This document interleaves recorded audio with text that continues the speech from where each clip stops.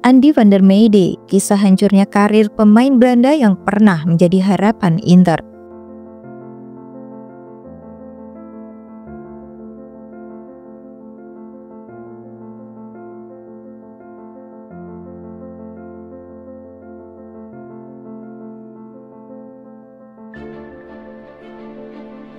Sepak bola bisa jadi panggung kemegahan, tapi juga bisa berubah menjadi jurang kejatuhan. Tak banyak yang kisahnya sekelam dan sejujur Andy van der Meijde.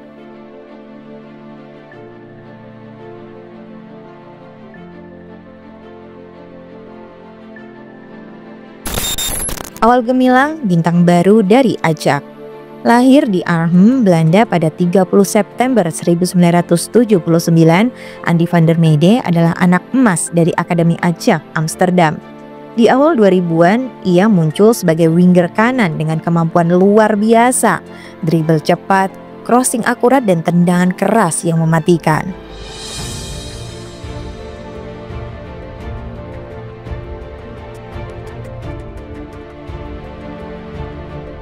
Selama berseragam Ajax, van der Meijde mencatat 122 pertandingan, 21 gol, 32 assist, dan 6 trofi domestik. Ia bermain bersama bintang muda lain seperti Zlatan Ibrahimovic, Rafael van der Vaart, Wesley Sneijder, dan Steven Pienaar.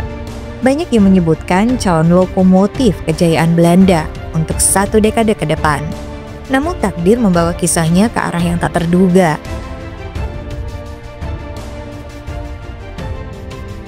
Kepindahan ke Inter, awal yang mengejutkan. Musim panas 2003 secara mengejutkan Ajax menjual van der Meijde ke Inter Milan dengan harga 4 juta euro.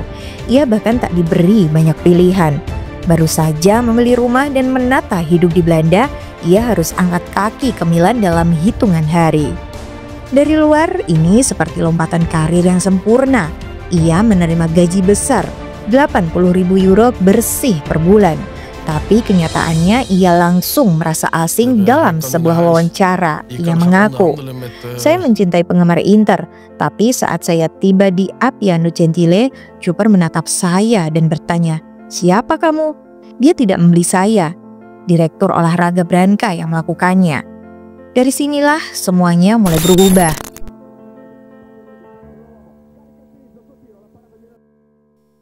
Inter Milan mimpi besar, awal dari mimpi buruk. Van der Meijde datang ke Inter di era kacau.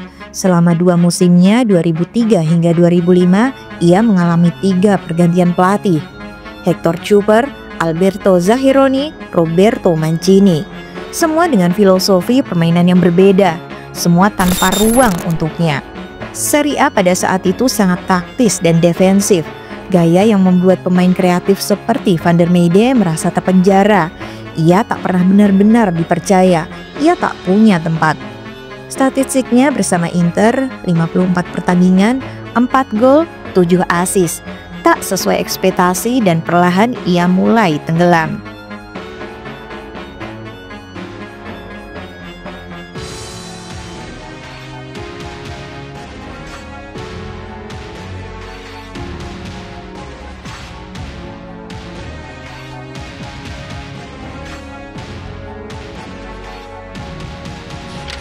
Dalam sebuah wawancara dengan Sport Mediaset, ia menggambarkan kondisi ruang ganti. Setelah pertandingan, kami pemain duduk di bench, sering meledak.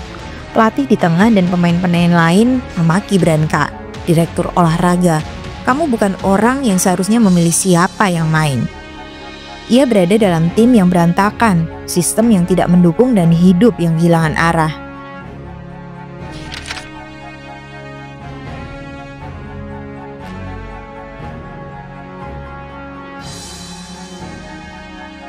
Dunia Malam Milan, pelarian yang menjerumuskan. Dalam autobiografinya Gengenade, van der Meijde mengaku, "Saya tidak pernah keluar rumah sampai tahun kedua di Italia, tapi saat saya tahu tidak akan main lagi, saya mulai keluar. Saya minum, saya depresi, saya merasa hidup saya liburan yang menyedihkan."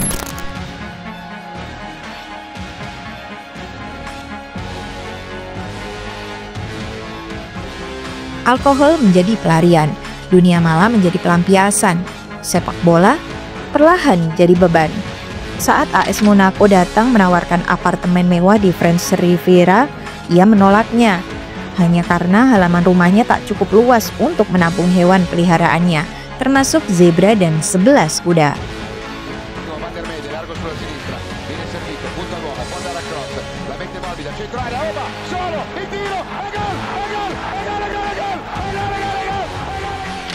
Sebaliknya, ia memilih Everton, sebuah keputusan yang justru membawa kehancuran berikutnya.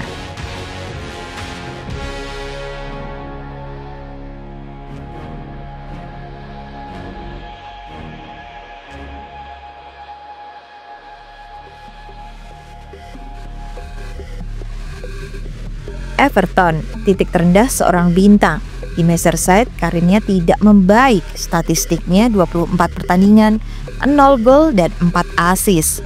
Tapi yang lebih berat adalah cerita di balik layar. Ia membawa anak temannya usia 16 tahun ke klub tari telanjang sebagai hadiah ulang tahun. Di sana ia bertemu Lisa dan berselingkuh. Istrinya menyewa detektif dan akhirnya pergi membawa anak-anak mereka ke Italia. Anak hasil hubungannya dengan Lisa lahir dalam kondisi sakit parah. Ia harus berjuang di tengah keputusasaan dan kemarahan. Manajer David Moyes bilang, "Anakmu selalu saja sakit, selalu ada alasan."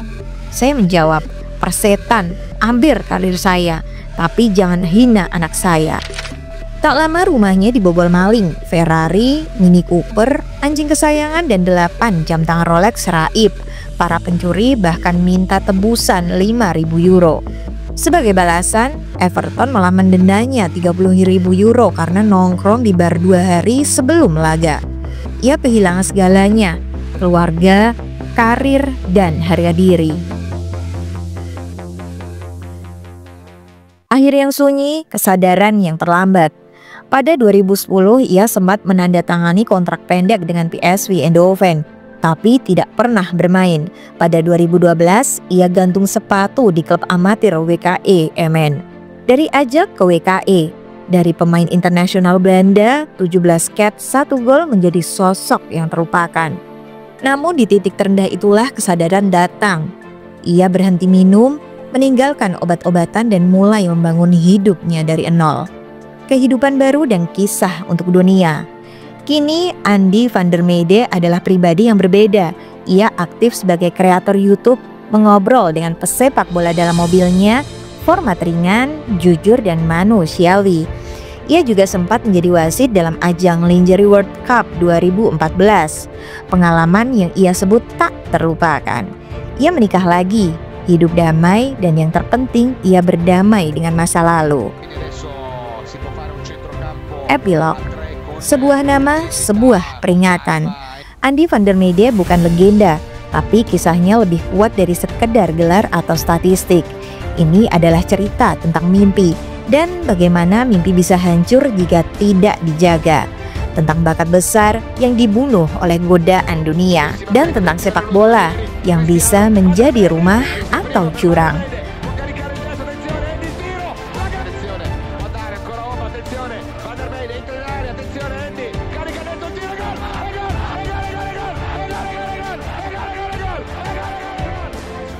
Bagi penonton Tridente TV dan pecinta sepak bola sejati, Andy bukan cuma nama. Dia adalah peringatan bahwa di balik gemerlap rumput hijau ada manusia yang rapuh. Dan Andy salah satu yang paling jujur mengakuinya.